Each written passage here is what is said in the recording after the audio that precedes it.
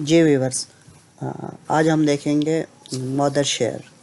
आज का जो लेक्चर है वो आज हम इसके ऊपर डिस्कस करेंगे कि वालदा का हिस्सा कितना रहेगा mother share Islamic law of inheritance में। तो फॉर एग्जांपल अगर मरने वाला की मतलब कोई अगर लड़का या लड़की की डेथ हो गया तो उसके जो वालदा होगी यानी मदर, तो उसको शेयर कितना मिलेगा in the property of son and daughter, मतलब उसकी बेटे या बेटी की मतलब प्रॉपर्टी में से उसको कितना शेयर मिलेगा। तो इसके डिफरेंट केसेस हैं, हम उसको डिस्कस करते हैं। तो फर्स्ट केस हम इसका देखते हैं। तो उसमें वो कहता है कि the mother will get 1/6 if entitled descendant exist, son, daughter and their children और ब्रदर एंड सिस्टर एग्जिस्ट।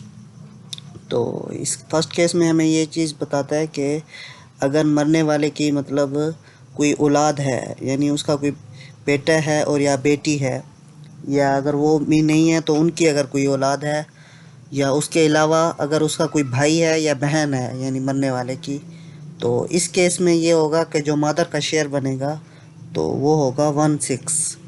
मतलब कि अगर मरने वाले फॉर एग्ज़ाम्पल उसकी बेटी के अगर कोई औलाद है और औलाद नहीं है तो यानी उसकी अगर कोई बच्चे हैं, या उसके अलावा अगर वो भी नहीं है तो उसमें से कोई ब्रदर है या सिस्टर है, यानी मरने वाले की अगर कोई बहन या भाई जिंदा है, तो इस केस में जो मदर का शेयर रहेगा वो 1/6 रहेगा। तो सेकंड केस हम देखते हैं। इसमें ये है कि mother share will be 1/3, neither children, brother, sister, father, no spouse exist.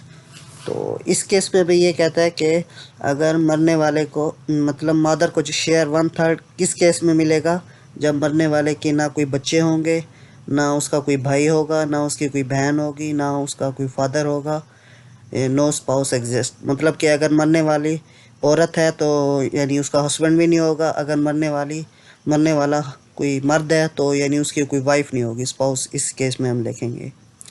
तो सेकंड केस में यही कहता है कि अगर मदर का शेयर यानी बढ़ जाएगा 1/3 किस केस में हो जाएगा, अगर मरने वाले की ना कोई बच्चे औलाद है यानी बच्चे भी नहीं है, ब्रदर भी नहीं है, सिस्टर भी नहीं है, फादर भी नहीं है और कोई स्पाउस भी नहीं है, तो इस केस में मदर शेयर विल बी 1/3, यानी 1/6 से 1/3 हो जाएगा यानी बढ़ जाएगा।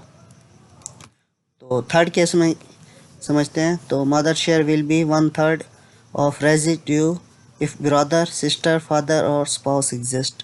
तो थर्ड केस ये कहता है कि अगर मदर का share will be 1/3 of residue, मतलब कि कुरानिक हेयर्स को मतलब डिवाइड करने के बाद उसमें हिस्सा बांधने के बाद जो हिस्सा रह जाता है जिसे हम रेसिड्यू कहते हैं, तो यानी उसका यानी जो बाकी रह जाने वाले का जो हिस्सा है 1/3, वो किस केस में मिलेगा, अगर मतलब के मरने वाले की कोई मतलब बहन है या कोई स्पाउस है या कोई ब्रदर है तो एग्जिस्ट है, मतलब कोई औलाद नहीं है लेकिन कोई भाई है या फादर है या कोई मतलब के सिस्टर है एग्जिस्ट करती है, तो इस केस में क्या होगा, 1/3 मिलेगा ऑफ रेसिड्यू, मतलब कि जो बच जाने वाला हिस्सा है उसका 1/3 मिलेगा।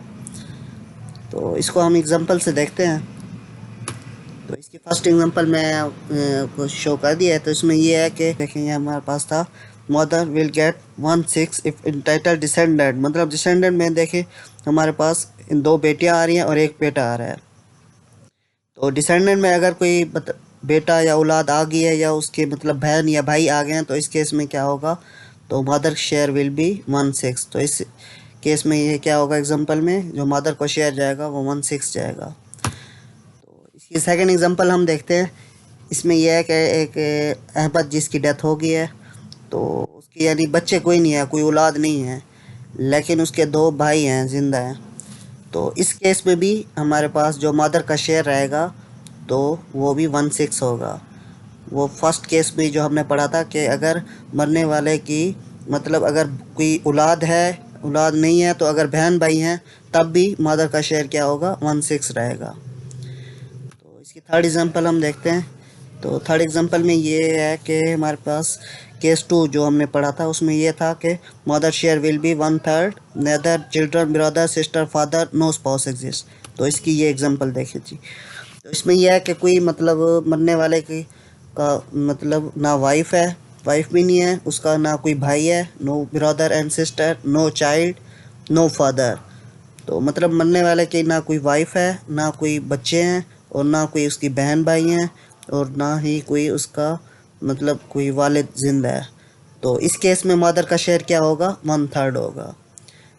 फर्स्ट केस में हमने क्या देखा है कि उसमें ये था कि हमारे पास जो मतलब कि अगर कोई डिसेंडेंट में है, मतलब कोई उसकी औलाद है तो, या उसके औलाद नहीं है तो उसके अगर बहन भाई हैं तो उसका केस मतलब उसका मदर का शेयर 1/6 था। सेकंड केस में ये है कि अगर कोई भी नहीं है, ना ब्रदर है, ना सिस्टर है, ना कोई वाइफ है, ना कोई चाइल्ड है, तो इस केस में मतलब मदर का शेयर बढ़ जाएगा, यानी 1/3 हो जाएगा। तो इसी एग्जाम्पल 4 देखते हैं हम। तो इसमें ये है कि अहमद जिसकी डेथ हो गई है, तो इसमें यह है कि ना उसके भाई हैं, ये जो हमने ये लास्ट पढ़ा था, ये देखेंगे mother share will be 1/3 of residue if brother sister father और स्पाउस एग्जिस्ट। तो इसी की हम एग्जांपल इस केस की देख रहे हैं। देखें जी, हमारे पास यानी मरने वाले की ना नो वाइफ, यानी कोई ना उसकी वाइफ है, नो ब्रदर यानी ना उसके कोई बहन है, ना कोई मतलब ना कोई भाई है, और नो चाइल्ड यानी उसके कोई औलाद भी नहीं है, लेकिन मरने वाले के फादर एग्जिस्ट है, यानी वो फादर जिंदा है। तो इस केस में क्या होगा, वो मदर उसका जो हिस्सा बनेगा यानी प्रॉपर्टी भी हिस्सा बनेगा, वो 1/3 ऑफ रेजिड्यू। मतलब कुरानी ख़यास में जो बताया गया है हिस्सेस, उसको यानी डिस्ट्रीब्यूट करने के बाद जो हिस्सेस बचता है जिसे हम रेसिड्यू कहते हैं, यानी उसका जितना हिस्सा बचेगा उसका यानी 1/3 मदर को जाएगा। तो इसी एग्जांपल 5 भी हम देख लेते हैं। इस पे ये है कि अगर यानी उसका कोई अहमद है जिसकी डेथ हो गई है, उसका कोई भाई नहीं है, ना उसकी औलाद है, और ना ही उसका कोई फादर है, तो लेकिन वाइफ जिंदा है, तो इस केस में क्या होगा, mother will gate 1/3 of residue. तो इस केस में भी मदर को क्या मिलेगा, 1/3 मिलेगा। किसका मिलेगा, रेसिड्यू का, यानी जो बच जाएगा उसका 1/3 मिलेगा अगर वाइफ एग्जिस्ट है। तो एक और एग्जांपल देखते हैं हम। इसमें यह है कि अहमद जिसकी डेथ हो गई है, उसका मतलब कोई मतलब उसकी वाइफ की भी डेथ हो चुकी है, उसके यानी औलाद भी नहीं है, कोई औलाद भी नहीं है, नो वाइफ यानी उसकी बीवी भी नहीं है ज़िंदा, उसको और उसका नो फादर यानी उसका बाप भी ज़िंदा नहीं है, लेकिन उसमें बिरादर मतलब एग्जिस्ट है, यानी उसका कोई भाई ज़िंदा है। तो इस केस में भी mother will gate 1/3 of residue. तो इस केस में भी हमारे पास क्या होगा कि जो मदर को शेयर मिलेगा 1/3 मिलेगा, किसका, रेसिड्यू का। ठीक है, हमने 3 केसेस पढ़े हैं तो इसको एक बार रिपीट कर देते हैं।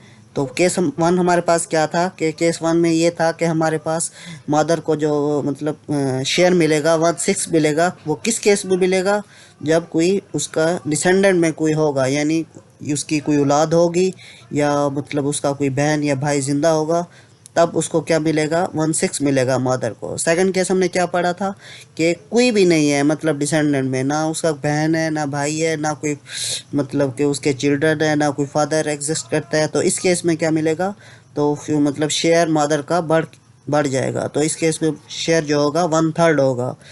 तो केस 3 हमारे पास क्या था कि mother share will be 1/3 of residue, मतलब कि रेसिड्यू जो हमारे पास बच जाएगा हिस्सा, यानी रेसिड्यू यानी कुरान क़यास के बाद जो हिस्सा हमारे पास बच गया है, तो उसमें ये होगा कि अगर कोई ब्रदर, उसका कोई भाई ज़िंदा है, या उसका स्पाउस मतलब मरने वाले की मतलब अगर औरत है तो उसका हस्बैंड ज़िंदा है, या उसके अलावा कोई फादर एग्जिस्ट करता है, तो उस केस में क्या होगा, जो मदर को शेयर मिलेगा वो 1/3 मिलेगा, किसका, रेसिड्यू का।